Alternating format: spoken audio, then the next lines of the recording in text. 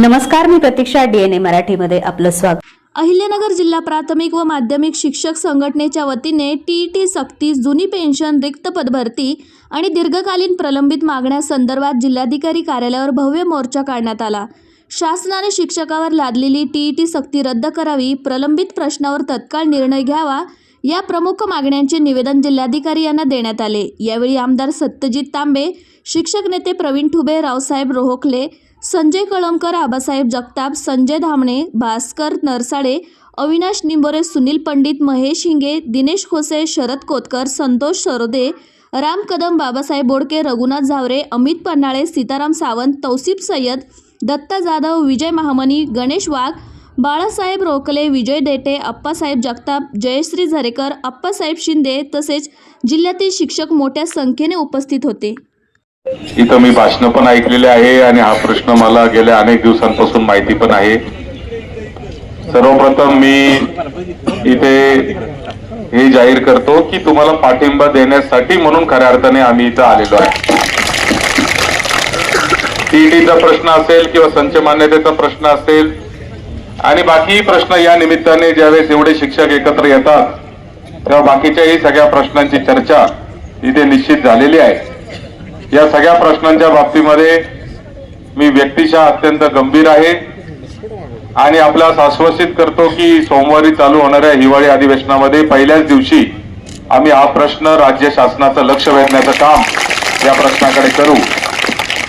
टीईटीच्या प्रश्नाच्या बाबतीमध्ये जरी 100% राज्य शासनाच्या हातामध्ये सगळे विषय नसले तरी राज्य शासनाने आपली भूमिका सुप्रीम कोर्टामध्ये मांडली पाहिजे असं आमचं ठाम मत आहे आणि त्या दृष्टीने एक याचिका आपण राज्य शासनाला देखील दाखल करण्यासाठी भाग पाडू असं देखील मी आपल्याला या निमित्ताने सांगतो.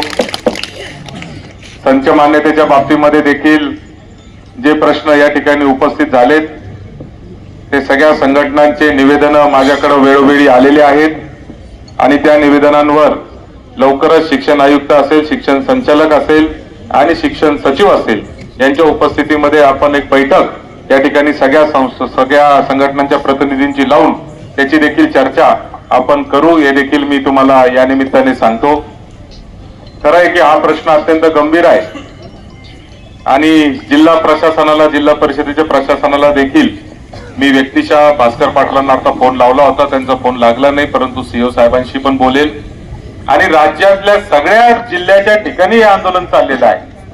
त्यामुळे राज्य शासनाने याचं गांभीर्य लक्षात घेतलं पाहिजे, कारण विद्यार्थ्यांना वाऱ्यावर सोडून शिक्षक ज्यावेळेस या ठिकाणी येतात तर त्याचं गांभीर्य हे काही शिक्षक काय खुशी इथं आलेले असं काही मानण्याचं काही कारण नाही. प्रत्येक जण छातीवर दगड ठेवून या ठिकाणी शाळा बंद करून या ठिकाणी आलेला आहे. एक दिवसाचं वेतन रोकले गुरुजी हे महत्वाचं नाहीये. महत्वाचं आहे का एक दिवसाचं शैक्षणिक नुकसान होतंय हे तुम्हाला माहित असताना देखील तुम्ही या ठिकाणी आलेले आहात.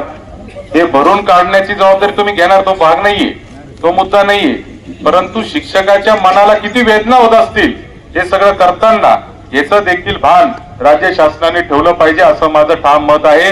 प्रत्येक गोष्टीला वेतनाबरोबरच जोडणं हे काही योग्य नाही आणि म्हणून मी निश्चितपणाने तुमच्या सगळ्यांच्या भूमिकेला माझा पाठिंबा आहे. इथं मी येण्याच्या आधी अनेक वक्त्यांनी भाषणं केलेली आहेत, जोरदार भाषणं झालेली आहेत. इथं आमचे बँकेचे चेअरमन आप्पांनी देखील भाषण केलेलं आहे. आमदारांना टीईटी लावा असं काहीतरी माझ्या कानावर आलेलं आहे.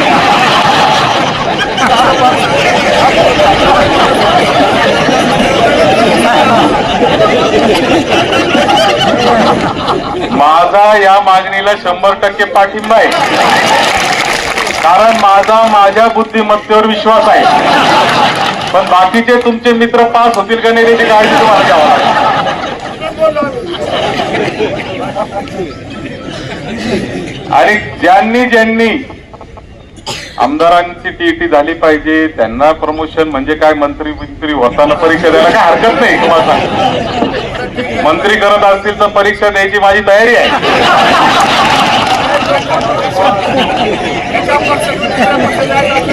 पण ज्यांना प्रमोशन मिळाले त्यांनी पण रद्द करून म्हणजे सरेंडर करायला काय हरकत नाही.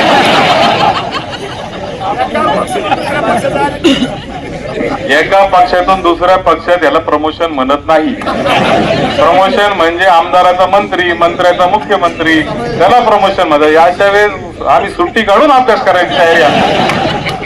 हरकत नाही, गमतीचा भाग सोडून द्या. पण कोणत्या क्षेत्रामध्ये प्रमोशनला परीक्षा नाही आणि मग फक्त शिक्षकांनाच का, हा खरा अर्थाने कळीचा मुद्दा याच्यामध्ये आहे. आणि म्हणून सुप्रीम कोर्टाने केलेला असल्यामुळे जास्त आपण त्याच्यावर बोलणं योग्य नाही. त्यांचं काय मत असेल, त्यांचे काही अनुभव असतील, त्यांचे काही निरीक्षण असतील, त्याच्यावर त्यांनी तो निर्णय दिला असेल.